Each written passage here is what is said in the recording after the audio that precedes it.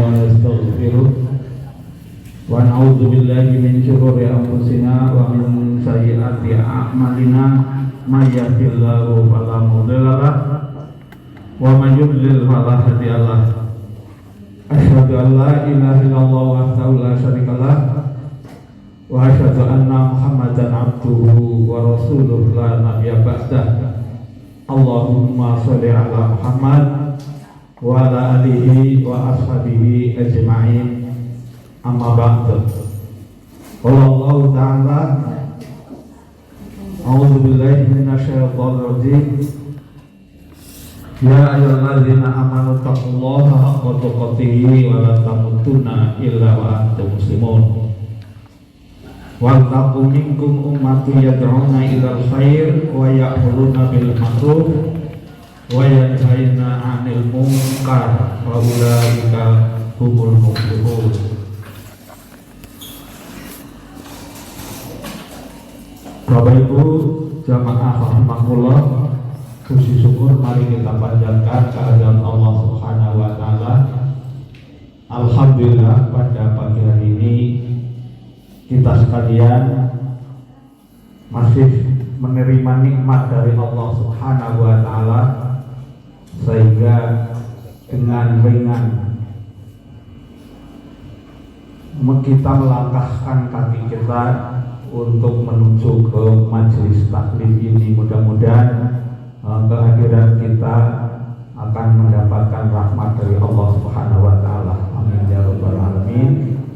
Salawat dan salam semoga tetap atas junjungan kita Nabi besar Muhammad sallallahu alaihi wasallam beserta keluarga, sahabat dan pengikutnya, dan mudah-mudahan kita sekalian termasuk pengikut beliau Muhammad sallallahu alaihi wasallam. Amin ya rabbal alamin. Bapak Ibu sekalian, sebagaimana yang telah disampaikan tadi, akad keempat kita khusus membicarakan tentang kemuhammadiyahan, yaitu dari sisi ideologi atau paham agama di dalam Muhammadiyah. Sebelum kami sampaikan lebih lanjut, seperti kemarin disampaikan oleh Ustadz Profesor Dailami, jarene wong kota kuwi angel kumpule tapi berduite jere lancar. Jarene apa benar apa tidak saya tidak tahu. Oleh karena itu saya sampaikan, Bapak Ibu sekalian, sesuai dengan rencana nanti untuk kantor sekretariat PCN itu akan menempati di Jalan Rambutan. Karena apa?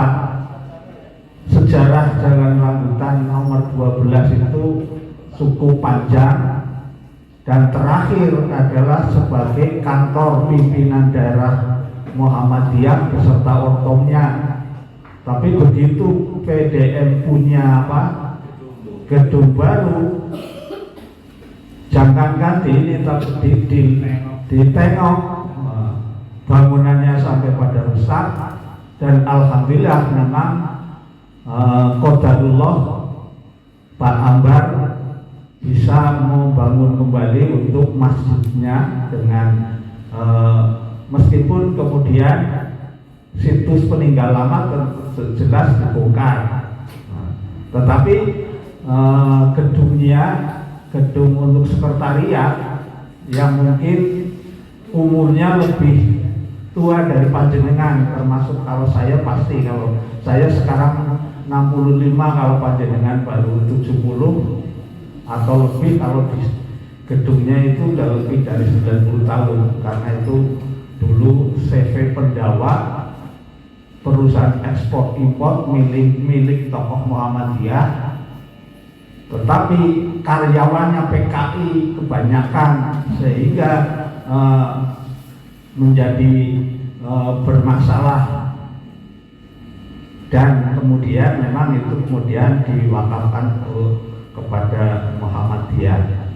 Dan seperti itu, oleh karena itu PCM akan menempati di sana sebagai sekretariat, dan sekretariat yang lama di mungkin nanti akan dipakai oleh KL Lazismu. Sebagaimana kemarin kumpulnya angel tapi duitnya jadi gampang, saya nggak tahu. Nah, di sana setidaknya butuh mebeler untuk apa? Tamu.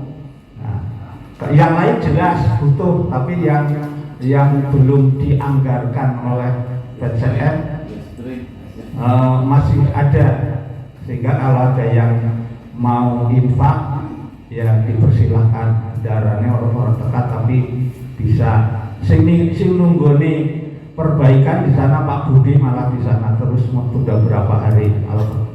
Jadi itu yang kami sampaikan. Mudah-mudahan apa yang disampaikan Ustadz Profesor Dailami itu terbukti, mudah-mudahan. Amin ya rabbal alamin. Monggo bagi yang ini langsung kepada PCM, terutama di sini bisa lewat Pak Budi Handoyo, bisa lewat Bu Budi Handoyo. Bagi ibu sing riko karo boleh Pak Budi, riko ya karo Bu Budi. Bapak-bapak sing riko karo Bu Budi ya karo Pak Budi. Demikian Bapak Ibu yang perlu kami sampaikan, kami informasikan. Baik, untuk pagi hari ini sebagaimana yang sudah disampaikan bahwa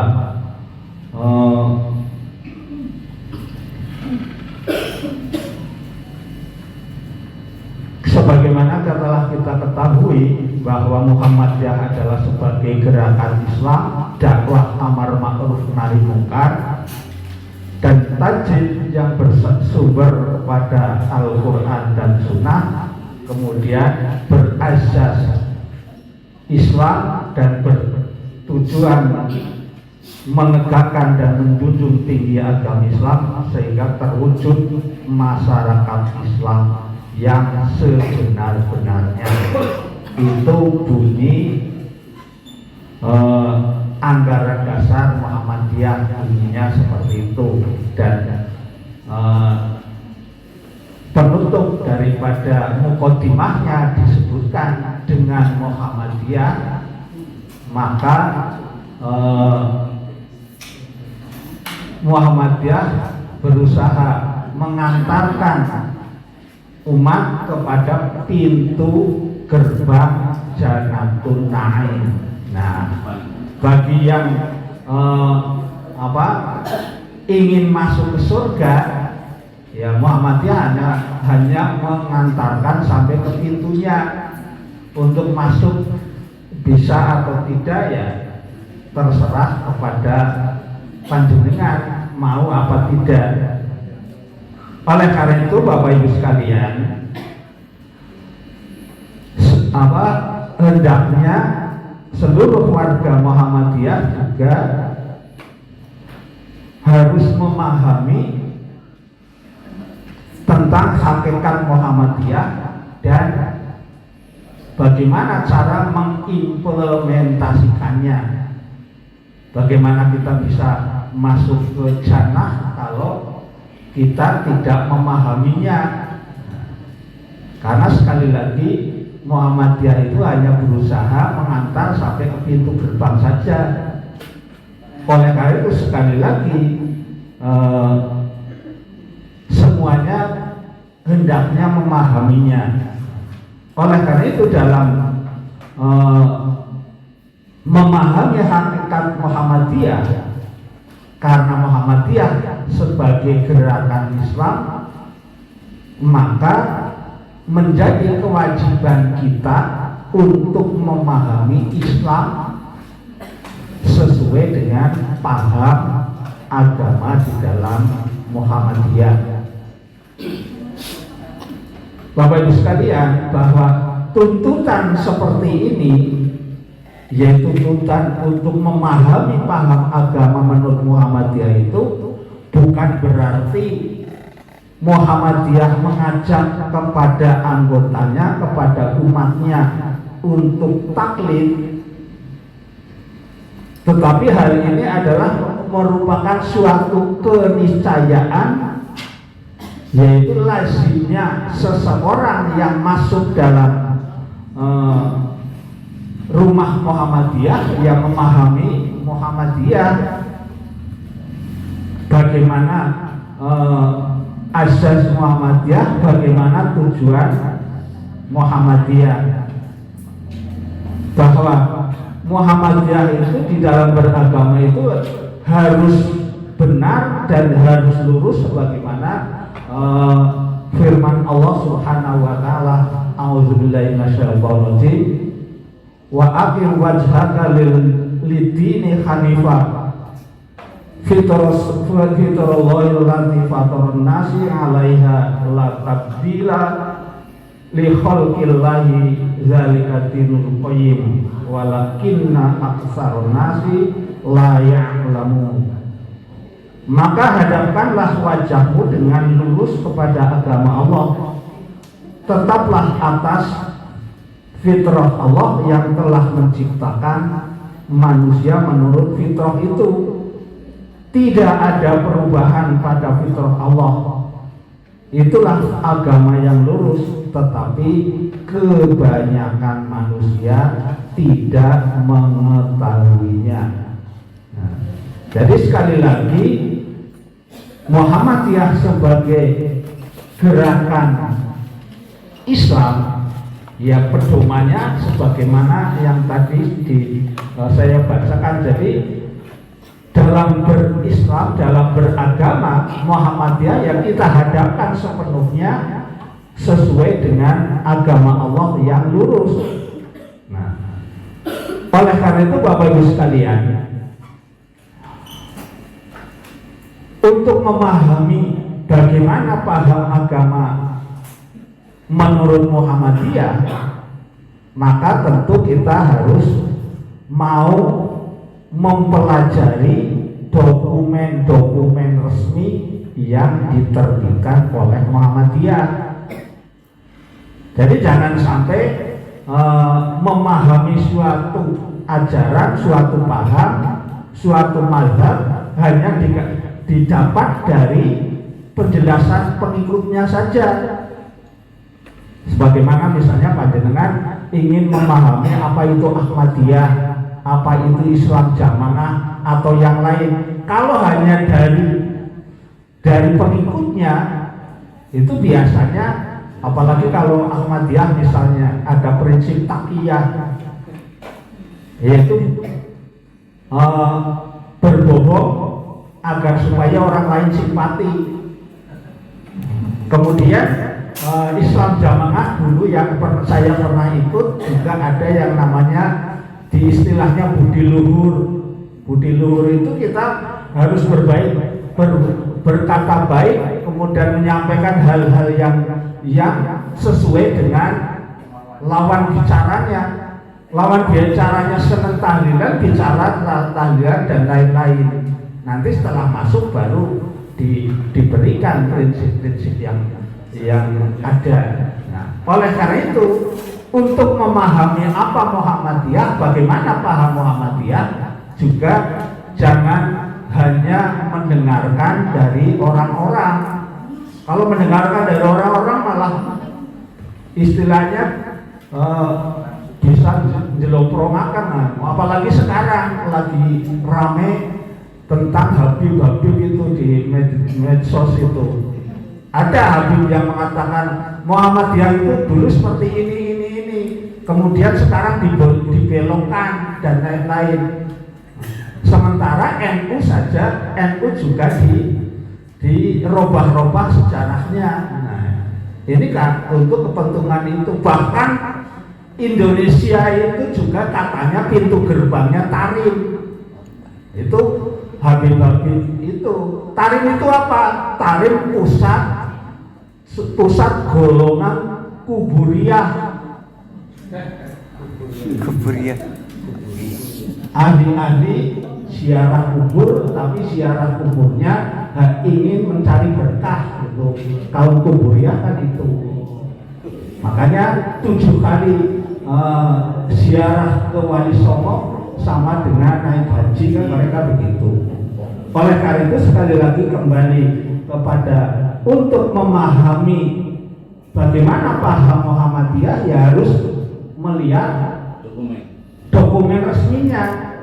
Nah, kalau sekedar tahu apa dokumen resminya, cukup banyak. Dimulai pertama adalah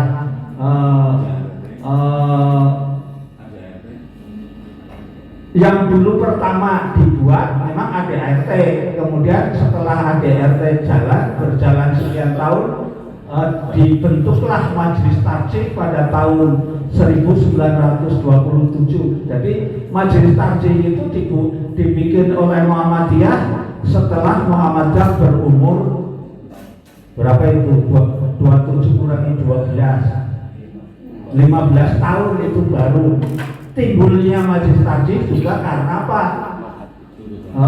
Tuntutan daripada agar supaya Muhammadiyah warganya itu dalam beribadah juga, dalam beragama itu tidak semaunya sendiri, meskipun sama-sama berdasarkan Al-Quran dan hadis, tapi bisa akan beda-beda. Sebagaimana Bapak Ibu kalau pernah mendengar pernyataan resmi dari Ustadz Salafi, dia mengatakan kalau belajar ke Ustadz Salafi, kalau di dalam hal akidah itu sama, tetapi ketika berbicara tentang fikih, tiap-tiap Ustadz di Salafi itu akan beda-beda. Ana sing setuju karo kunut, anak yang ada yang tidak dan lain-lain. Oleh karena itu Muhammadiyah itu perlu meluruskan itu karena apa? Dulu ketika Kiai Haji Ahmad Dahlan mendirikan Muhammadiyah, setuju dengan ADART-nya, setuju dengan tujuannya, banyak kelompok-kelompok yang pada bergabung. Jadi yang mereka bergabung tentu dengan latar belakang sendiri-sendiri meskipun berdasarkan Al-Quran dan hadis. Oleh karena itu inilah pentingnya kemudian Majelis Tarjih dibuat oleh Muhammadiyah. Nah, kemudian pikiran pertama daripada Majelis Tarjih itu salah satunya itu membuat keputusan-keputusan yang telah terhimpun di dalam HPT itu, yaitu salah satu tuntunan adalah tentang ibadah sholat misalnya, itu adalah yang di HPT 1 adalah keputusan tahun 1929. Oleh karena itu tahun 2015 ditinjau lagi dalam rangka untuk menyempurnakan. Oleh karena itu tuntunan sholat misalnya itu yang lebih lengkap lagi adalah di HPT jilid 3. Nah, jadi itu oleh karena itu sekali lagi untuk memahami itu harus lihat dokumen yang asli daripada Muhammadiyah. Oleh karena itu salah satu petinggi di Majelis Tarjih yang sekarang masuk jadi anggota PP itu mengatakan ketika ditanya kenapa HPT jilid 2 belum diterbitkan kok malah menerbitkan jilid 3, jawabannya apa? Lagi mencari dokumen aslinya. Kalau sudah terkumpul akan ini meskipun sebetulnya dalam fatwa Majelis Tarjih yang sudah dibukukan dalam tanya jawab tentang agama itu sudah dibukukan jilid 1 sampai jilid 9 sekarang itu. Oleh karena itu sekali lagi yang pikiran resmi itu setelah kira-kira 10 tahun 10 tahun setelah Tarjih didirikan, kemudian pikiran formal yang dibuat fikih yaitu adalah Masailul Khomsah atau masalah 5. Itu pembahasannya dimulai tahun 1938 dilontarkannya, kemudian baru diputuskan 1954 dan disempurnakan pada tahun 1985 di Muktamar Solo. Nah itu kan tahapan pemikiran adalah seperti itu. Kemudian yang kedua tentu mukodimah anggaran dasar itu sangat penting untuk diketahui. Kemudian mantan kepribadian Muhammadiyah, kemudian keyakinan dan cita-cita hidup Muhammadiyah, kemudian pokok-pokok manhaj majelis tarjih, kemudian pedoman hidup Islami warga Muhammadiyah, dan tentunya yang tidak kalah pentingnya yang tadi saya sebutkan, yaitu putusan majelis tarjih yang sudah terhimpun di dalam HPT 1 dan 2 itu. Jadi kalau ingin mengetahui itu harus dipelajari, harus diketahui secara baik. Nah, kemudian satu hal yang agak unik Bapak Ibu sekalian, saya ketika mempelajari HPT jilid 1 tentang sholat itu perlu belajar lebih tekun dengan mencari referensi yang lain. Tetapi kalau belajar tentang tuntunan sholat yang di HPT jilid 3 itu tanpa guru insya Allah paham. Tapi kalau ada yang ngulang anak gurune itu lebih baik. Tapi tanpa dituntun oleh guru, itu kalau panjenengan mau belajar tentang sholat di HPT nomor jilid 3 itu insya Allah paham. Memang ada yang di sana misalnya bagaimana ketika membaca Fatihah, ketika menjadi makmum, itu memang ada pertanyaan. Oleh karena itu di sana tidak secara jelas sekali itu bisa tanya. Makanya ada 3 sumber yang saya tanya kemarin ketika itu. Tanya Profesor Dalami, tanya Ustadz Ketua PDM, yang ketiga saya mendengarkan penjelasan dari Ustadz Mujiman. Itu jadi hanya itu, yang lain hampir penjelasannya sangat jelas. Bapak Ibu sekalian, oleh karena itu dari dokumen-dokumen yang tadi saya sebutkan, maka pagi hari ini saya hanya ingin membahas pokok-pokoknya saja. Oleh karena itu ya sekitar 1,5 jam mudah-mudahan selesai. Kalau tidak ya bisa dilanjutkan yang waktu yang lain.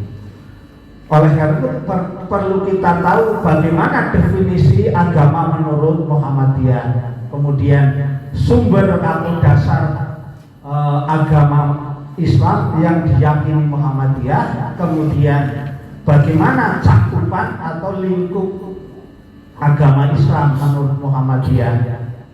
Kemudian setelah itu kita bahas tentang pandangan Muhammadiyah tentang kehidupan.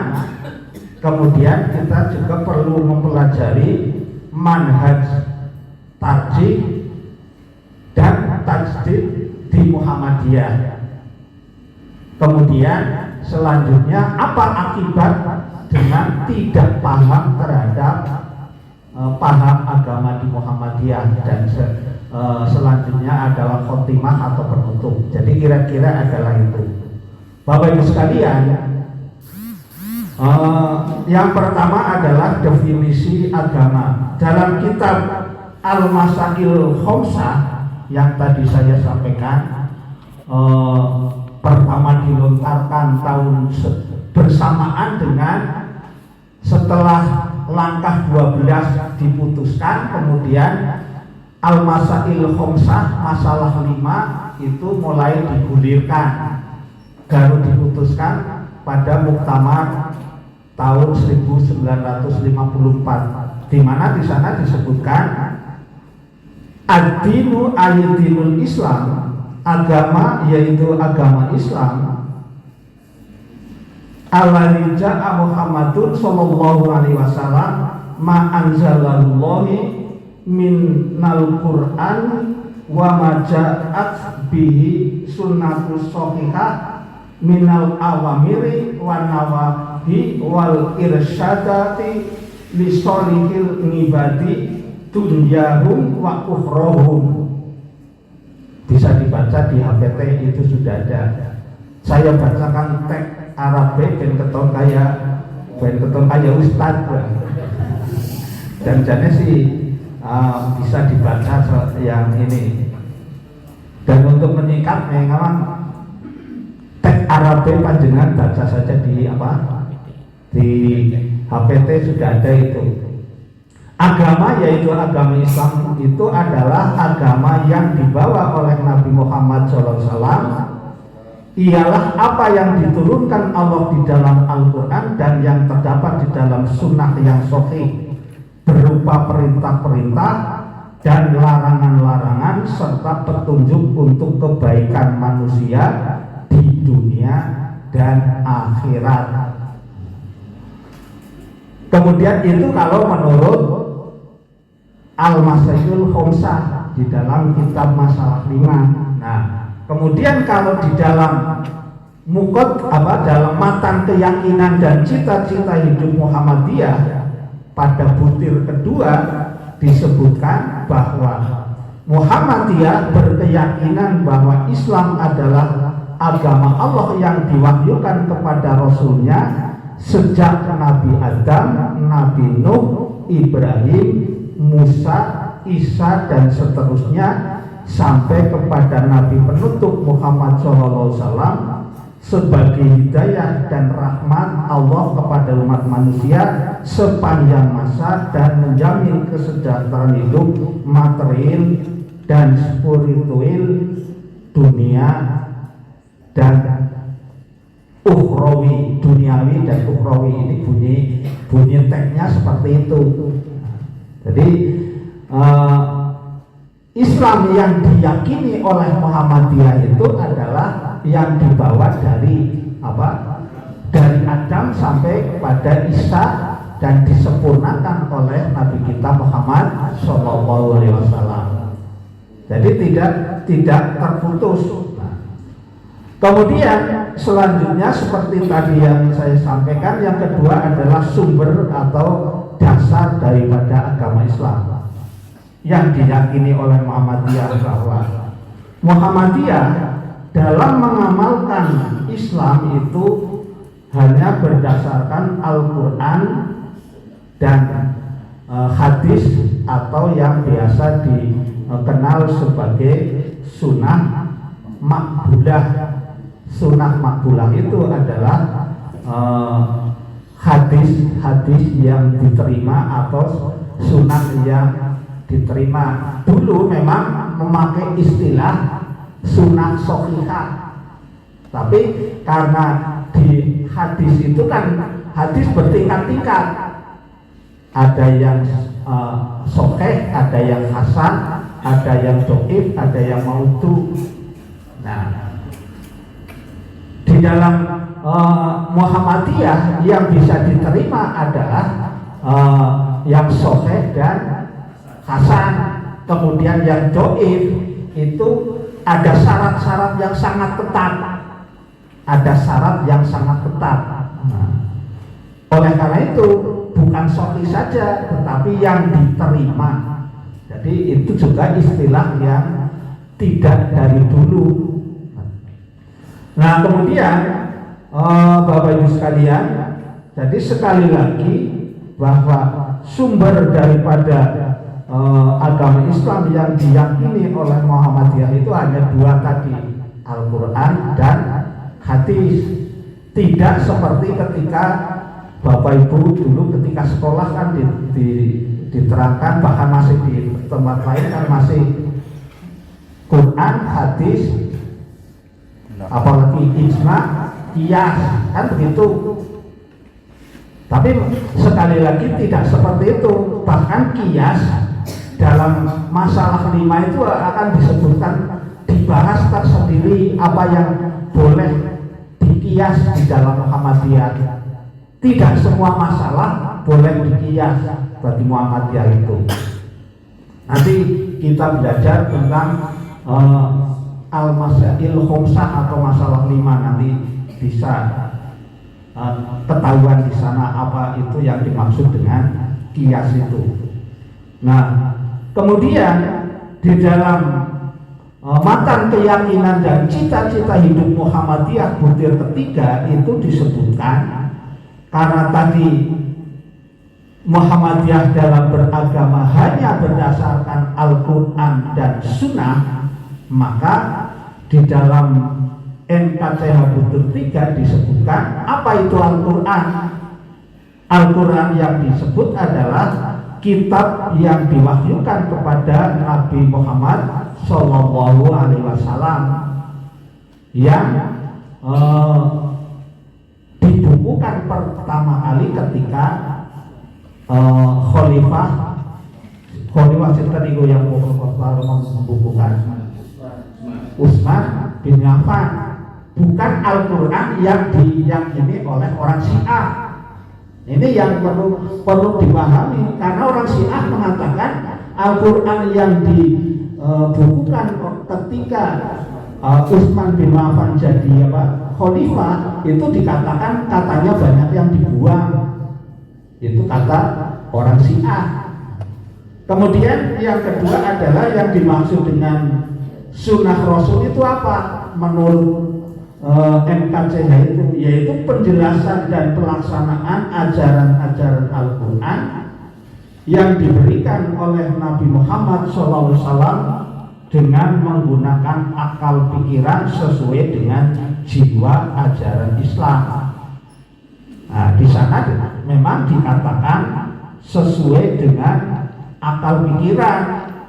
Kemudian yang namanya Muhammadiyah sebagai organisasi tajdid, maka disempurnakanlah kalimat itu dengan adanya manhaj tarjih.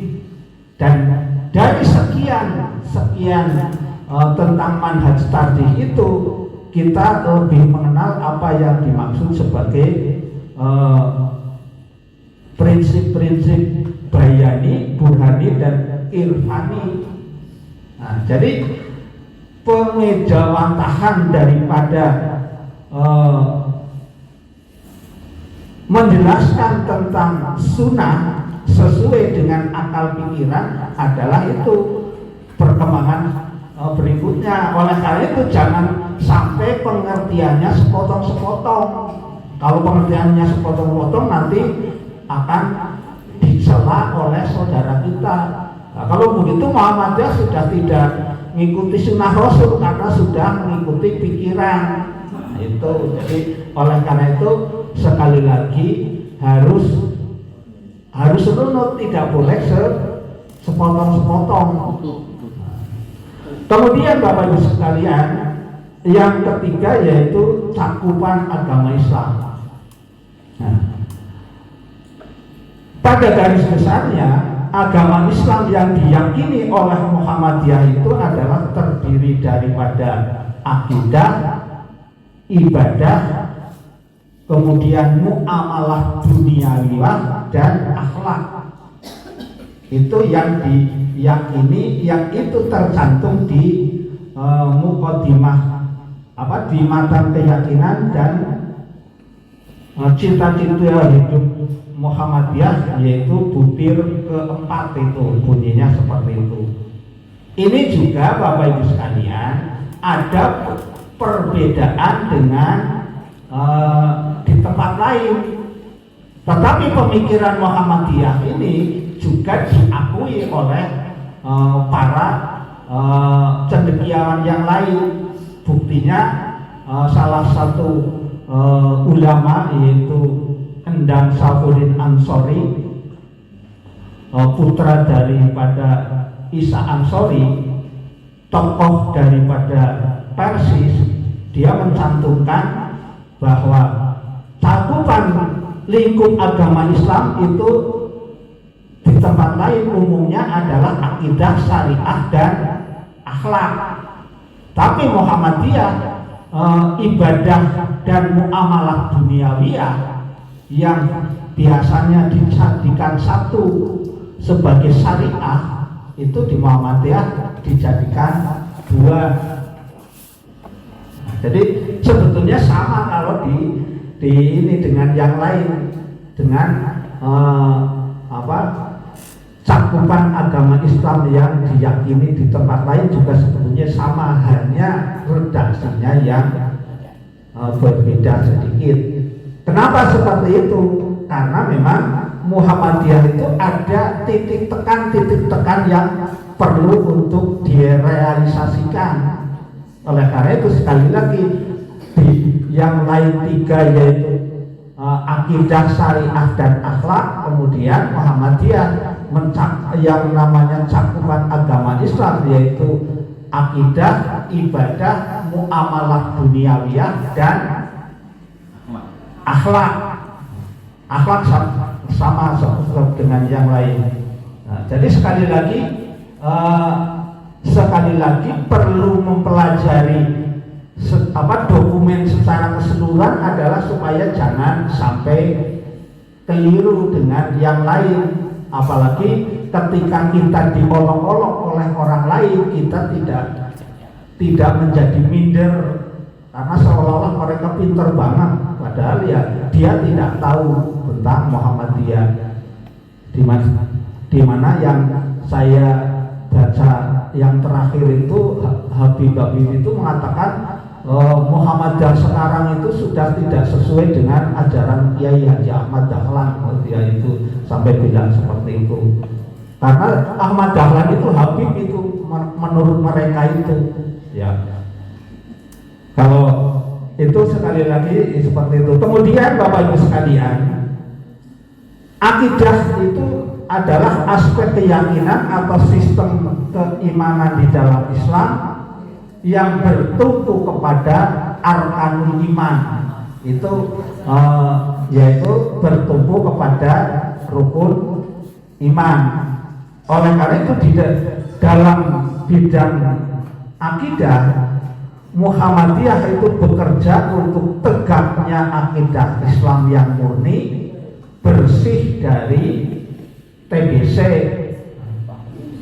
Nah itu, jadi dari dulu sampai sekarang tetap seperti itu, cuma gemanya itu sekarang beda. Karena apa? Kelompok-kelompok lain yang lebih gencar mengatakan memberantas TBC kan lebih keras omongannya. Karena lebih keras omongannya, lebih banyak bermasalah di masyarakat. Muhammadiyah yang masih tetap memegang prinsip untuk memberantas TBC itu karena prinsip itu tetap dipegang, tetapi juga Muhammadiyah tidak mengabaikan prinsip toleransi menurut Islam. Oleh karena itu Bapak Ibu sekalian, yang perlu dipahami bahwa Muhammadiyah didirikan di pusat TBC itu berkembang. Coba Bapak Ibu sekalian bayangkan, keraton itu kan pusatnya itu, tapi kenapa Muhammadiyah bisa berkembang di keraton?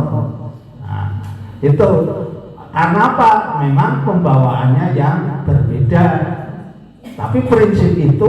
Tetapi di daerah-daerah di luar itu memang di awal-awal dulu memang banyak pertentangan.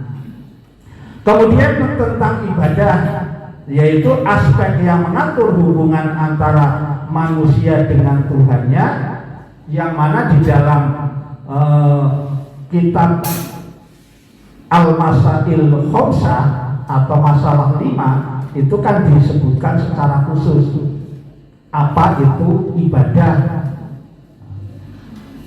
Seperti tadi saya bacakan teksnya lah, kelamaan lah. Jadi ibadah itu menurut masalah 5 adalah mendekatkan diri atau taqarrub kepada Allah dengan cara mentaati segala perintahnya, menjauhi larangannya, dan mengamalkan apa yang diizinkan. Nah, kemudian ibadah yang diyakini oleh Muhammadiyah itu terbagi menjadi dua, yaitu ibadah umum dan ibadah khusus. Ibadah mahdhah ibadah mahdhah yaitu khusus, dan ibadah ghairu mahdhah. Nah, kalau di dalam al-masail khamsah itu istilahnya adalah al-ibadatul khosoh dan al-ibadah amah umum. Nah, itu juga sekali lagi adalah istilah-istilah yang berbeda. Jadi sekali lagi kita juga perlu mengikuti bagaimana istilah di luar, bagaimana istilah yang dipakai oleh Muhammadiyah, supaya jangan sampai keliru.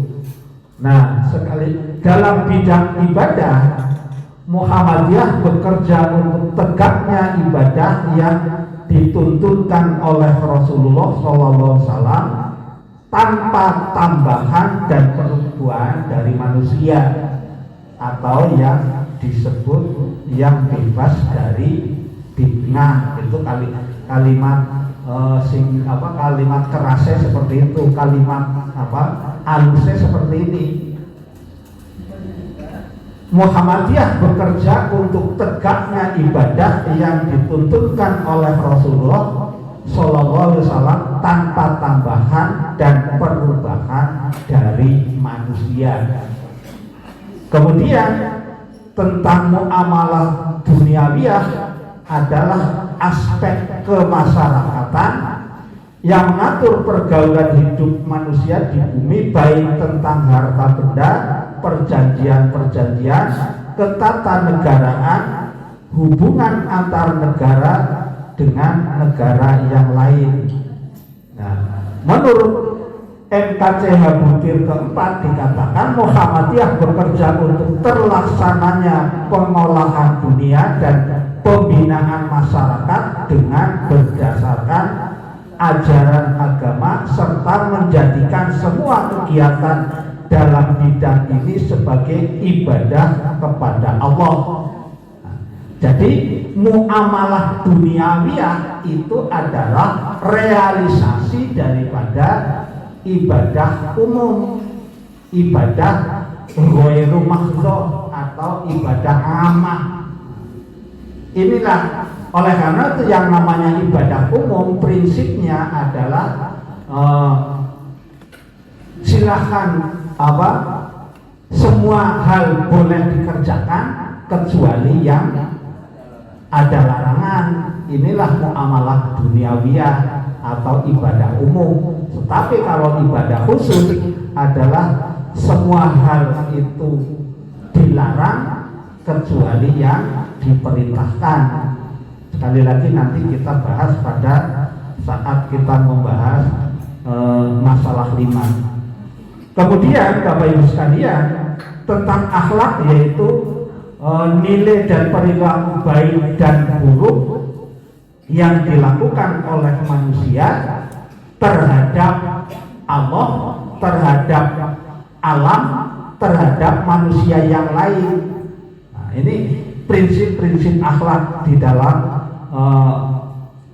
saya kira sama. Akhlak di dalam ajaran yang lain juga hampir sama. Oleh karena itu saya pernah mendengar seorang ustadz ketika saya minta, tolong materinya yang disampaikan ini, ustadznya bilangnya saya nyamannya lebih nyaman kalau menyampaikan masalah akhlak. Ya memang ustadz di depan umum yang dibicarakan akhlak, ya ambil sama semua, pasti tidak akan ada pertentangan. Tapi kalau sudah bicara tentang akidah, apalagi tentang fikih, banyak sekali pertentangan. Oleh karena itu Pak Umar jangan segan-segan kalau Pak Umar punya program, termasuk KLAC punya program, jangan segan minta ustadz yang ngisi itu suruh tolong ini yang disampaikan agar supaya dipahami oleh umat. Itu jangan segan-segan. Karena apa? Yang kita butuhkan itu kan belum tentu diketahui oleh ustadznya. Karena apa? Ustadznya kan ketemunya sebulan sepisan. Jadi oleh karena itu yang ketemu tiap hari ya tentunya bisa meminta secara khusus. Kemudian Bapak Ibu sekalian, pandangan Muhammadiyah tentang kehidupan itu juga sudah secara jelas dan gamblang itu diterangkan di dalam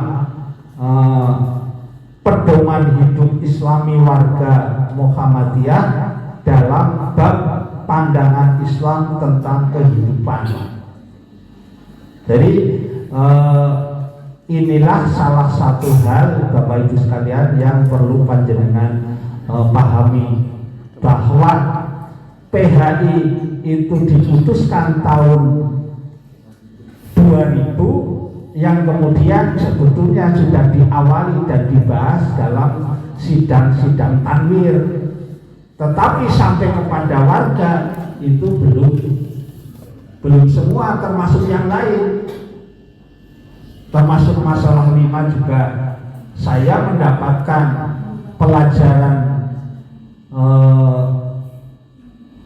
Al-Masailul Khamsah atau masalah 5 itu di gedung ini juga dulu, ketika masih bareng-bareng dengan bapak-bapak yang sekarang sudah tidak ada, yang menyampaikan juga sudah gak ada, yaitu Pak Aka Ansori. Dulu beliau kesini secara khusus ketika beliau diminta menyampaikan seperti itu. Nah, Bapak Ibu sekalian, tentang PHI bab pandangan Islam tentang kehidupan, pasalnya cukup banyak, tetapi disimpulkan terakhir adalah bahwa dengan pengamalan Islam yang sepenuh hati dan sungguh-sungguh, maka terbentuk manusia muslim yang memiliki sifat utama, yaitu berkepribadian muslim, berkepribadian mukmin, berkepribadian muhsin di dalam arti akhlak yang mulia, dan berkepribadian mutakin. Itu disebutkan di sana adalah seperti itu. Meskipun tadi pasal-pasalnya cukup banyak, tidak saya bahas. Sekali lagi, kalau ingin ya belajar sendiri, kalau tidak kita butuh waktu untuk kedepannya. Kemudian yang selanjutnya Bapak Ibu sekalian, kita juga perlu memahami tentang prinsip-prinsip pemahaman agama di dalam Muhammadiyah itu adalah tersistemasi di dalam manhaj tarjih.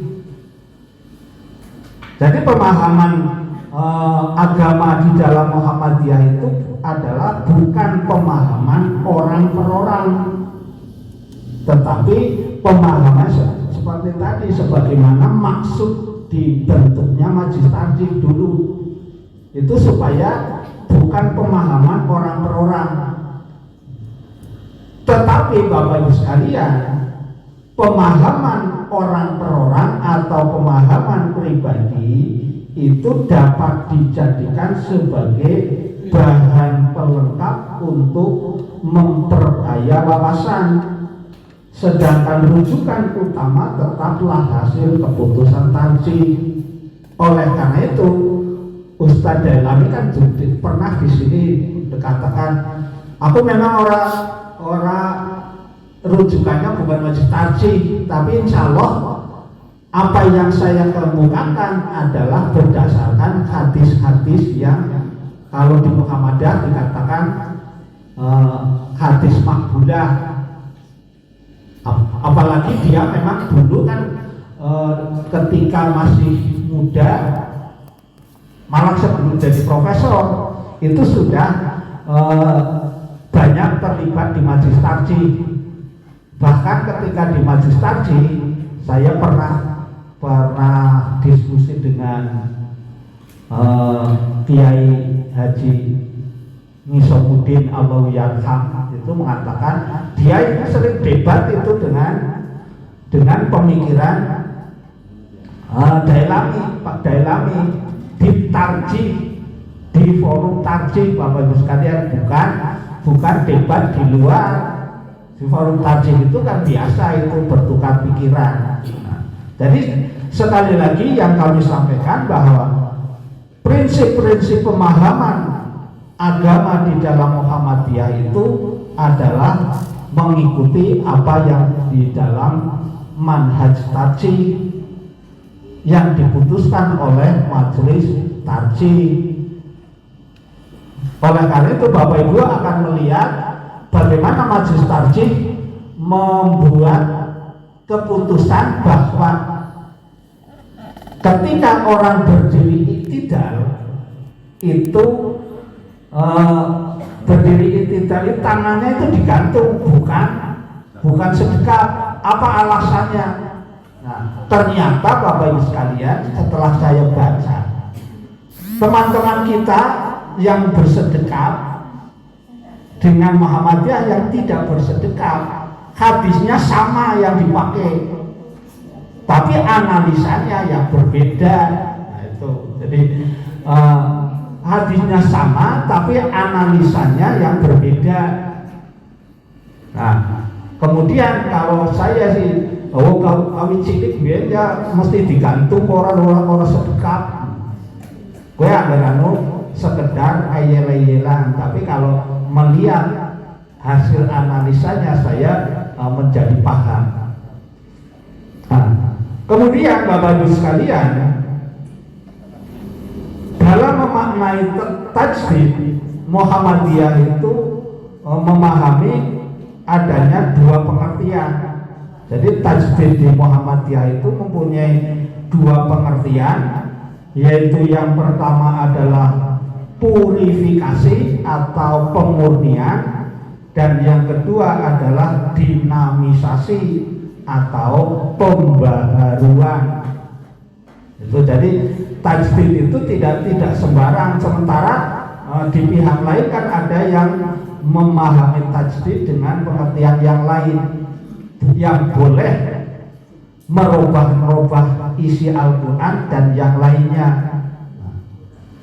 Purifikasi atau pemurnian yang dilakukan di Muhammadiyah adalah dalam bidang akidah, ibadah, dan akhlak. Dalam bidang akidah, pemurniannya adalah terutama dari TBC tadi, gampangannya itu syirik, khurafat, dan takhayul itu yang berusaha untuk dimurnikan. Kemudian dalam bidang ibadah adalah pemurnian dari segala bentuk bid'ah, dan dalam bidang akhlak adalah pemurnian di dalam hal-hal yang menyimpang. Itu pengertian purifikasi. Kemudian